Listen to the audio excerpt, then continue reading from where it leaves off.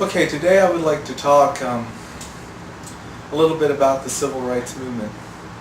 As you know, following World War II, there was an added impetus for African Americans in the United States to fight for their civil rights. The war had brought great change for the African American community. Certainly there was a continuation of the Great Migration northward. Many blacks found jobs in defense industries. Blacks served in great numbers in the U.S. military, even though most didn't serve in combat, with the exception of some African American airplane pilots. And of course, again, those units were segregated.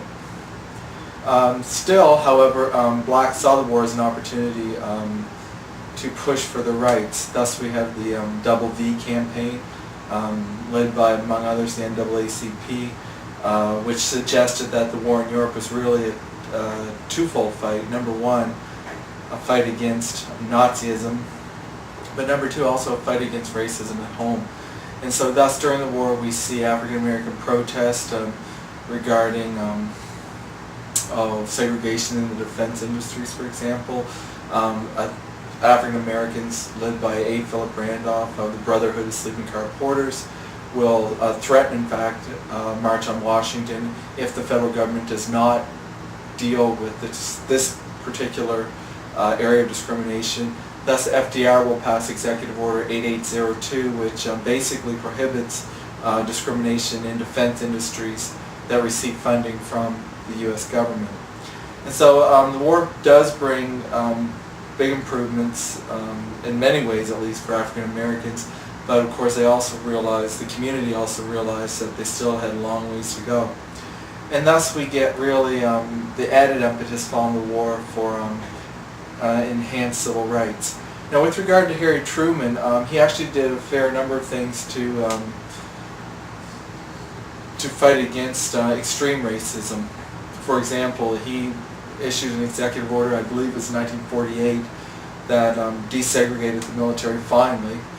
He also appointed a commission to deal with, or to investigate racism in America.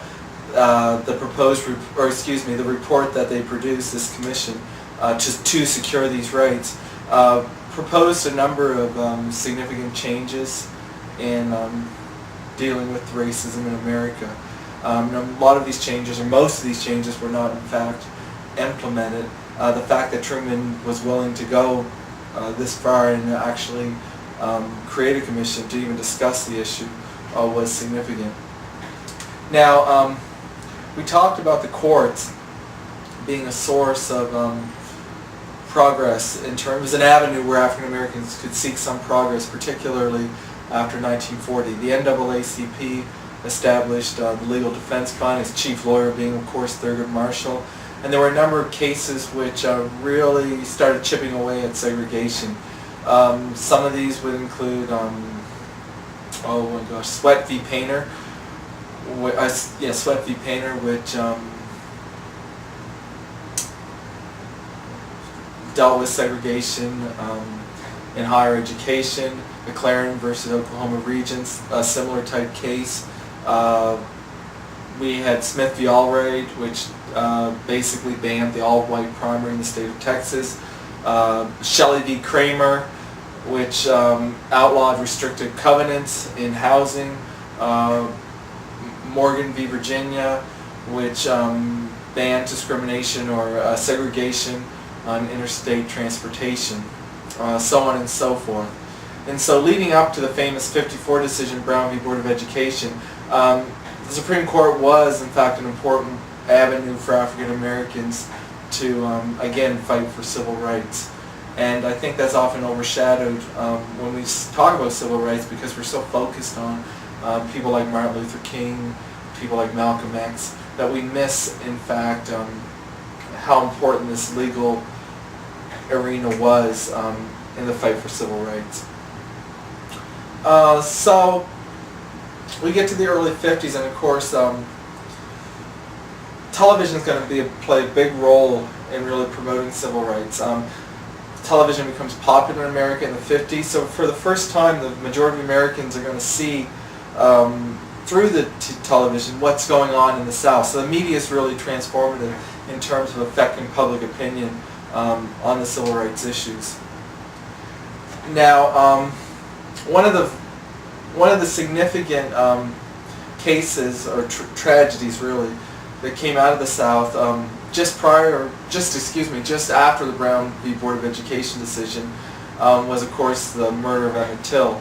Emmett Till was a young 14-year-old, was accused of making some sort of pass at a white woman, was lynched by a couple of white guys, and they were found, of course, not guilty, not surprisingly, by an all-white jury in Mississippi.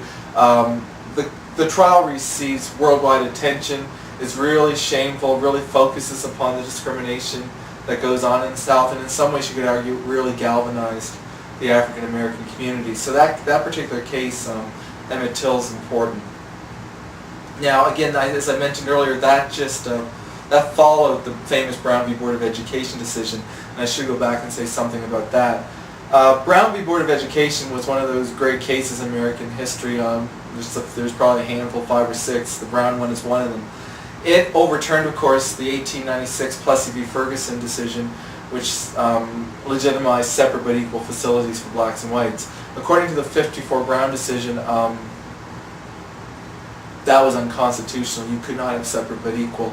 Now, I want to emphasize that, again, that the Brown case was not an isolated Supreme Court case. The earlier cases that I mentioned were really a build-up to the Brown decision. So you need to keep it in that context when you're talking about the legalities associated with black civil rights.